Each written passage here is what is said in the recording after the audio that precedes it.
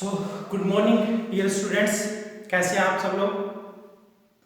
और फिजिक्स के आज के लेक्चर के अंदर हम बात करेंगे इलेक्ट्रिक पावर की। Last time we have discussed about electric heating effect of current. Now our lecture is on electric power.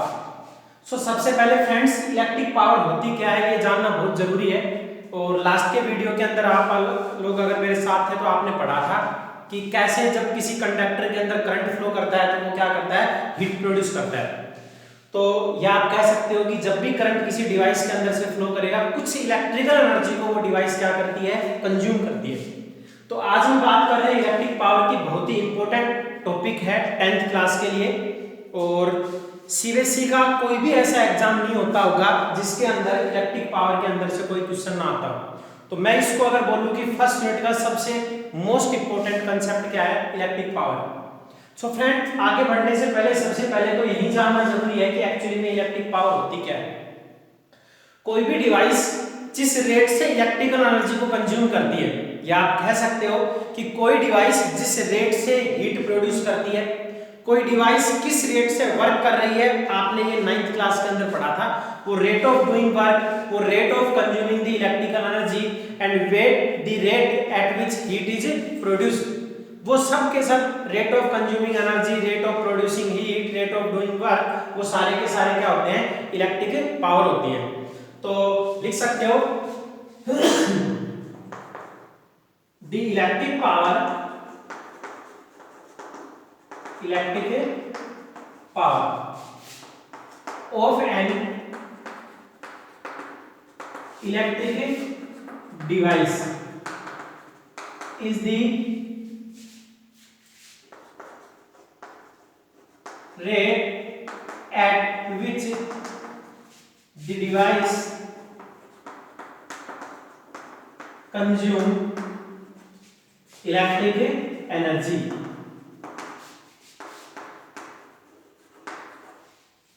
जिस डिवाइस, कोई भी इलेक्ट्रिक डिवाइस किस रेट से इलेक्ट्रिक एनर्जी को कंज्यूम कर रही है, वो उस डिवाइस की क्या होती है, इलेक्ट्रिक पावर होती है।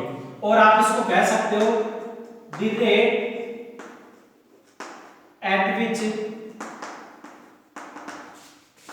An electric device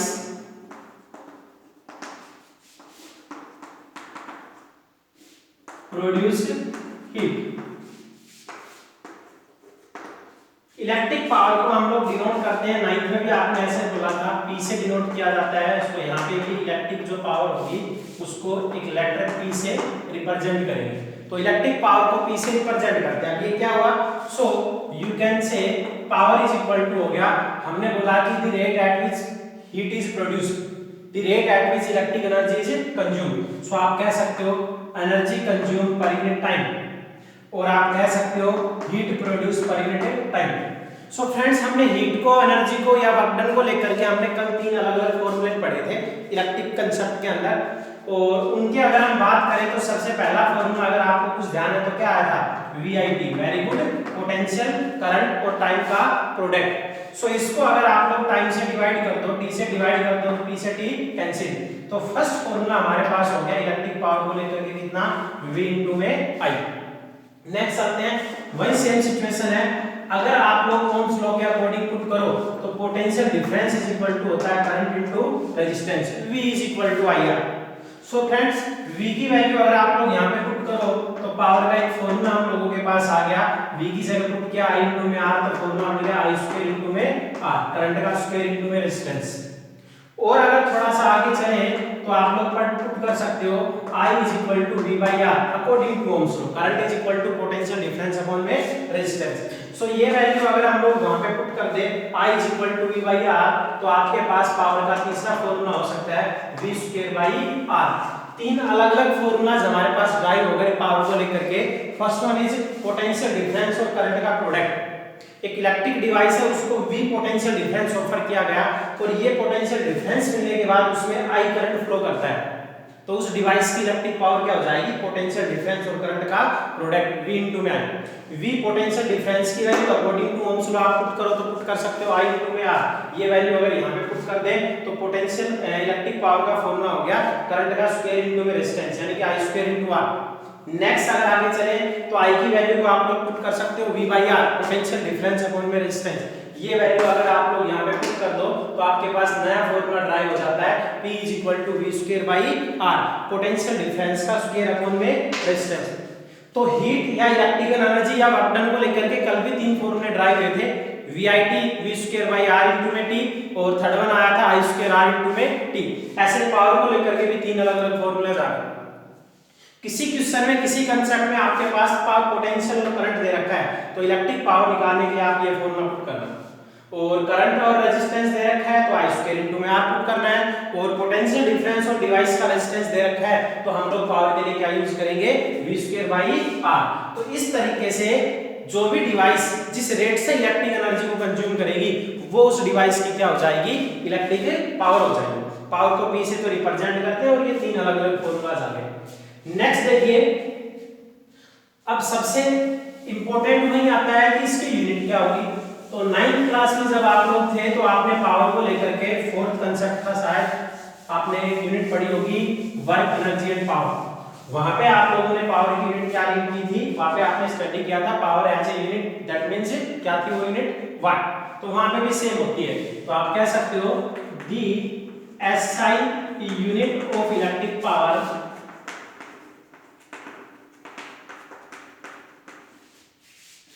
is watt. Watt एक साइंटिस्ट का भी नाम था। सिंपल लेटर के अंदर अगर इसको सिंगल लेटर में रिप्रेजेंट करो तो आप लोग पुट कर सकते हो W। तो इलेक्ट्रिक पावर की जो यूनिट होती है वो क्या होती है, वाट। अब इसको ना डिफाइन करना है, मैं स्टार लगा रहा हूं यहां पे, दैट मींस ये सबसे मोस्ट इंपोर्टेंट टॉपिक है। आपसे कोई बोले define the SI unit of electric power, electric power की SI यूनिट को डिफाइन करना है, तो कैसे डिफाइन करोगे। देखिए अगर हम आंसर की बात करें तो हम लोग लिख सकते हैं वी नो दैट क्या पावर होती है energy consume per unit time, या होती है heat produce per unit time, या होता है rate of doing work, that means work done upon में टाइम। अगर हम पुट कर दें P इज इक्वल टू 1 वाट, तो उसका करने के लिए क्या होगा, वर्क डन की वैल्यू आपको पुट करनी पड़ेगी 1 जूल। जूल किस यूनिट होती है, वर्क डन की, एंड टाइम के लिए आपको पुट करना पड़ेगा कितना, 1 सेकंड। तो अगर ये वैल्यू यहाँ पे पुट करो तो आप लोग पुट कर सकते हो 1 watt is equal to 1 joule upon में 1 सेकंड। कोई डिवाइस 1 जूल की हीट प्रोड्यूस करती है 1 सेकंड में, तो उसकी इलेक्ट्रिक पावर कितनी होगी, 1 वाट। कोई डिवाइस 1 सेकंड के अंदर 1 जूल एनर्जी को कंज्यूम कर लेती है तो उसकी इलेक्ट्रिक पावर कितनी होगी, 1 वाट। या 1 जूल पर सेकंड के रेट से क्या करती है कोई डिवाइस वर्क करती है तो उसकी इलेक्ट्रिक पावर कितनी होगी, 1 वाट। आप लिख सकते हो hence 1 watt is the electric power of an electric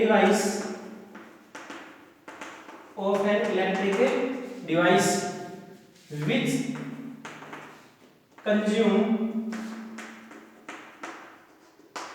1 joule of energy, या कह सकते हो इलेक्ट्रिक एनर्जी in 1 सेकेंड।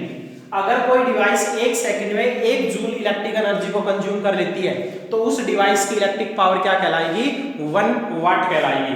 तो इस तरीके से हम लोग क्या कर सकते हैं, 1 वाट को डिफाइन कर सकते हैं। कई बार सीबीएसई बोर्ड के अंदर क्वेश्चन आया है कि इलेक्ट्रिक पावर की क्या करनी है, आपको यूनिट को डिफाइन करना है। 9th क्लास में भी ये टॉपिक होता था कि पावर की यूनिट को डिफाइन करो। तो 1 वाट इज इक्वल टू होता है 1 जूल अपॉन 1 सेकंड। कोई डिवाइस 1 जूल वर्क करती है 1 सेकंड में तो उसकी पावर क्या हो जाएगी, 1 वाट हो जाएगी। तो इस तरीके से हमारे पास क्या आता है, पावर का कंसेप्ट आता है। अब इसके ऊपर न्यूमेरिकल्स या क्वेश्चंस किस तरीके से अराइज हो सकते हैं, हमें उन पे बात करनी है। देखिए अगर हम बात करें जैसे कि फॉर एग्जांपल आपको कोई बोले एग्जांपल नंबर 1 क्या कि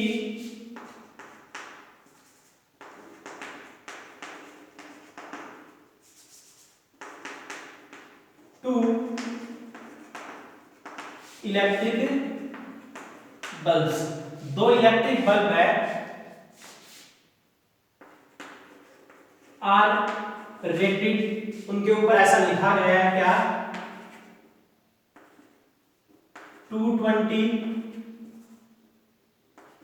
वोल्ट एंड 40 वाट, एंड दूसरे पे लिखा गया है and 200 volt and you can say 20 वाट, ऐसे बोला गया कि दो अलग अलग इलेक्ट्रिक बल्ब है जिनके ऊपर मेंशन कर रखा है 220 वोल्ट 40 वाट, और दूसरे पे क्या लिख रखा है 200 वोल्ट और 20 वाट रेस्पेक्टिवली। Okay, very good. अब क्वेश्चन ये है कि विच इलेक्ट्रिक बल्ब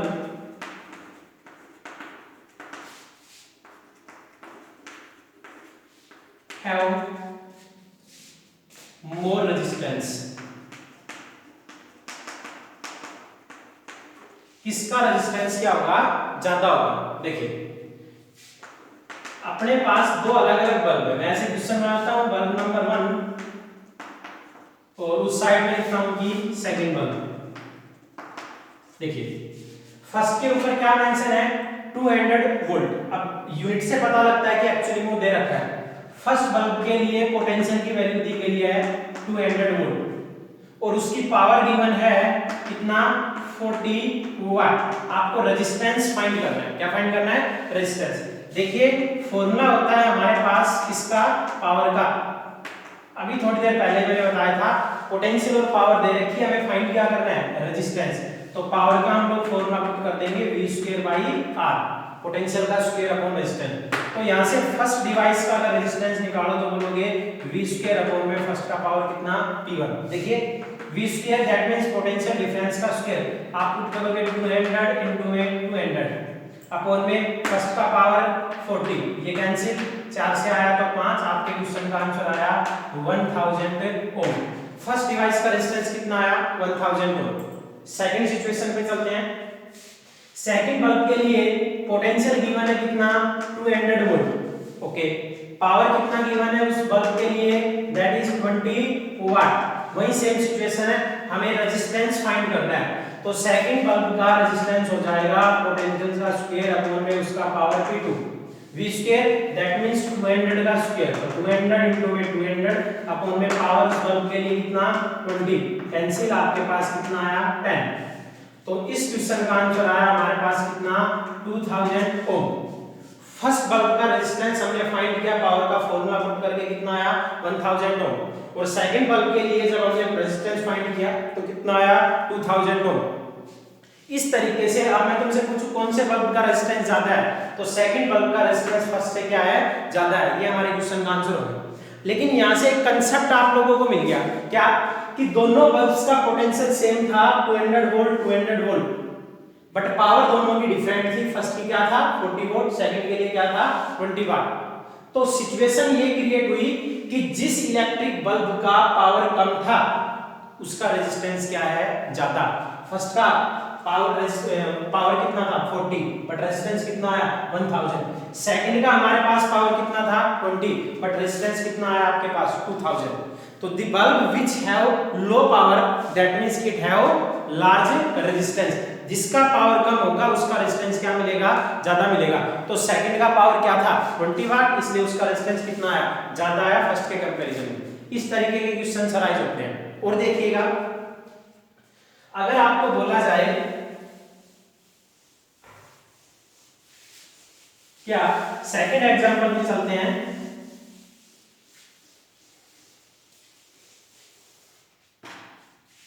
सिचुएशन ये है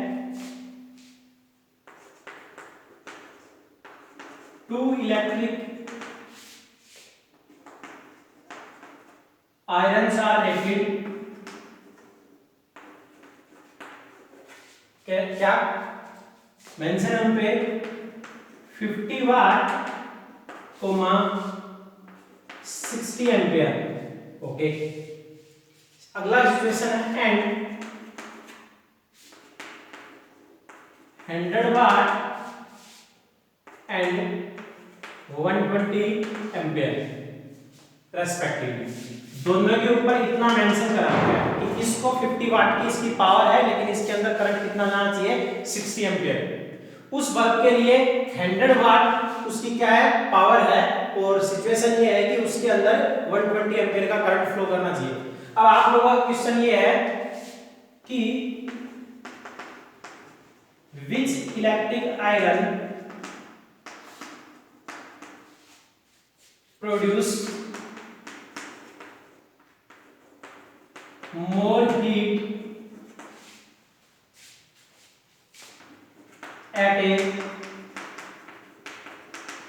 potential difference of 400 volt in 5 seconds। ये सिचुएशन कि कौन सी इलेक्ट्रिक आयरन क्या करेगी अगर उसको 400 वोल्ट का पोटेंशियल डिफरेंस ऑफर किया जाए तो 5 सेकंड में ज्यादा हीट प्रोड्यूस करेगी। तो दो इलेक्ट्रिक आयरन्स थी, एक का 50 वाट पावर था, दूसरे का क्या था 100। बिल्कुल सिंपल क्वेश्चन है, इसमें हमें कुछ ज्यादा ट्राई करना नहीं है। आपके पास अगर हम इसके आंसर की बात करें तो आपके पास दो डाटा गिवन है। फर्स्ट के लिए पावर कितना है, फर्स्ट की इलेक्ट्रिक आयरन का पावर है 50 वाट, बट उसको करंट कितना चाहिए, उसको करंट चाहिए 60 ampere. Okay very good. Second के लिए क्या सिचुएशन है, पावर है उसका कितना 100 वाट, और उसको अंदर करंट कितना जा सकता है, वो करंट की वैल्यू कितना 120 एम्पियर। अब सिचुएशन ये है कि उनको 400 वोल्ट का क्या किया गया पोटेंशियल डिफरेंस ऑफर किया गया, तो कौन ज्यादा हीट प्रोड्यूस करेगा। बिल्कुल सिंपल है यार कि हम लोग पावर का फॉर्मूला पढ़ते थे energy consume per unit time. तो कौन ज्यादा एनर्जी कंज्यूम करेगा, या कहते हैं हीट कंज्यूम पर heat produce per unit time. तो यहाँ हीट का अगर आपको कांसेप्ट निकालना है तो हीट का फॉर्मूला हो गया आपके पास पावर इनटू में टाइम। जो पावर है उन इलेक्ट्रिक आयरन्स की उसका, और जिस टाइम के लिए उनको पोटेंशियल डिफरेंस दिया गया है उसका हम लोग क्या करेंगे मल्टीप्लाई कर देंगे। तो फर्स्ट इलेक्ट्रिक आयरन कितनी हीट प्रोड्यूस करेगी H1। तो सिचुएशन ये आई, इसकी पावर और टाइम का कर दो मल्टीप्लाई। फर्स्ट का पावर कितना है आप लोगों के पास 50 वाट, इनटू में टाइम का वैल्यू कितना है 5 सेकंड। तुम लोगों का आंसर आया 250 जूल। सेकंड पे चलते हैं, इसने कितनी हीट प्रोड्यूस करी H2 बोलोगे, इसका पावर इनटू में जितने टाइम के लिए इसको पोटेंशियल डिफरेंस दिया गया। पावर कितना है 100 वाट, कितने टाइम के लिए करंट फ्लो करेगा 5 सेकंड के लिए। तो 5 से मल्टीप्लाई कर दो, आप लोगों का क्वेश्चन क्या आया 500 जूल। और ये पूछा था कि उनको करंट अलग अलग चाहिए, लेकिन दोनों को पोटेंशियल डिफरेंस कितना दिया गया 400 वोल्ट। तो कौन सी डिवाइस या कौन सा इलेक्ट्रिक आयरन क्या करेगा ज्यादा हीट प्रोड्यूस करेगा। तो फर्स्ट 5 सेकंड में प्रोड्यूस कर रहा है 250 जूल, बट इसका पावर कितना था केवल 50 वाट। सेकंड उसी सेम टाइम में कितनी हीट प्रोड्यूस कर रहा है 500 जूल, बट उसका पावर ज्यादा था कितना 100 वाट। तो यहाँ पे एक कंसेप्ट और मिला कि जिसका पावर ज्यादा होगा, पोटेंशियल डिफरेंस ज्यादा मिलने के बाद सिचुएशन क्या रहेगी, ज्यादा हीट प्रोड्यूस, जितनी ज्यादा पावर होगी वही डिवाइस प्रोड्यूस करेगी। इसी सेम क्वेश्चन में आप लोगों से ये पूछ लिया जाए कि कौन सी इलेक्ट्रिक आयरन एक्यूरेटली वर्क कर पाएगी, तो उसके लिए हमें क्या करना पड़ेगा, दोनों का अलग अलग करंट निकालना पड़ेगा। एक लाइन में ऐड कर रहा हूं कि इनमें से कौन सी इलेक्ट्रिक आयरन क्या करेगी एक्यूरेटली हीट वर्क कर पाएगी। तो देखिए इसको करंट कितना चाहिए 60 एम्पियर, इसकी पावर कितना है 50 वाट, बट इसको पोटेंशियल कितना दिया गया 400 वोल्ट। तो फर्स्ट के लिए करंट की वैल्यू निकाल दो कि इतना पोटेंशियल मिलने के बाद उसमें एक्चुअली में करंट कितना फ्लो करेगा। तो यहाँ करंट का फॉर्मूला, एक पावर का फॉर्मूला आता है P = V × I। तो यहाँ से करंट की वैल्यू हो जाएगी P/V। आपका आंसर आएगा 50/400। 0 से 0 कैंसिल, या 5/40 एम्पियर। ओके सेकंड पे चलते हैं। इसके लिए सेकंड के लिए अगर हम लोग करंट ड्राइव करके चले तो सिचुएशन आ गया I2 = उसका पावर अपॉन में पोटेंशियल। उसका पावर कितना है आप लोगों के पास 100 वाट, और करंट पोटेंशियल डिफरेंस कितना दिया गया 400 वोल्ट। तो दोनों जीरो कैंसिल, आपके पास वैल्यू आई 1/4 एम्पियर। और अगर इसको थोड़ा और सोल्व करो तो ये हो जाता है 1/8 एम्पियर। अब मैं तुमसे पूछूं कि करंट की वैल्यू कौन से में ज्यादा है, तो उनको करंट चाहिए था कितना 60 एम्पियर और 120 एम्पियर, लेकिन इतना पोटेंशियल डिफरेंस ऑफर होने के बाद उनमें करंट सिर्फ थोड़ा सा जा रहा है 1/8 एम्पियर और 1/4 एम्पियर। तो दोनों क्या करेंगे एक्यूरेटली वर्क कर पाएंगे। अगर ये करंट इस वैल्यू को एक्सीड कर जाता तो ये दोनों की दोनों डिवाइसेस क्या करती, दोनों इलेक्ट्रिक आयरन्स क्या होती, डिफ्यूज हो जाती, बर्न आउट कर जाती। तो इस तरीके के क्वेश्चन आए होते हैं, बट वो तो हमने पूछा ही नहीं था। सिचुएशन हमारी सिंपल है कि दो अलग अलग पावर इलेक्ट्रिक आयरन्स थी, दोनों की डिफरेंट डिफरेंट पावर थी, सेम टाइम में ही उनको क्या किया गया, एक पोटेंशियल डिफरेंस ऑफर किया गया, किसने ज्यादा हीट प्रोड्यूस करी। तो सिंपल आपको क्या करना है, पावर का टाइम का मल्टीप्लाई कर देना, आपके पास हीट का कंसेप्ट आ जाएगा। तो जिसका पावर ज्यादा था सेम टाइम के अंदर क्या करेगी, वो ज्यादा हीट प्रोड्यूस करेगी। इस तरीके के क्वेश्चन सीबीएसई बोर्ड के अंदर आते हैं। तो आज जो हमारा कंसेप्ट था वो इलेक्ट्रिक पावर का था। एनसीईआरटी की बुक से आपको क्या करना है, पावर के ऊपर और हीटिंग इफेक्ट ऑफ करंट के कंसेप्ट के ऊपर बहुत सारे क्वेश्चंस आपकी नोटबुक के एनसीईआरटी की बुक के अंदर दिए मिलेंगे। तो आप लोगों को उसको सोल्व करना है, और अगर कोई भी प्रॉब्लम होती है तो वीडियो कॉल करके या वैसे टेलीफोनिकली आप मेरे से कांटेक्ट करके क्या करेंगे, उनके आंसर जान सकते हैं। तो आज के लिए बस इतना ही, और मैं उम्मीद करता हूं कि आप ये चैप्टर समझ गए होंगे और अच्छे से इसको स्टडी करेंगे। Thank you very much, have a nice day.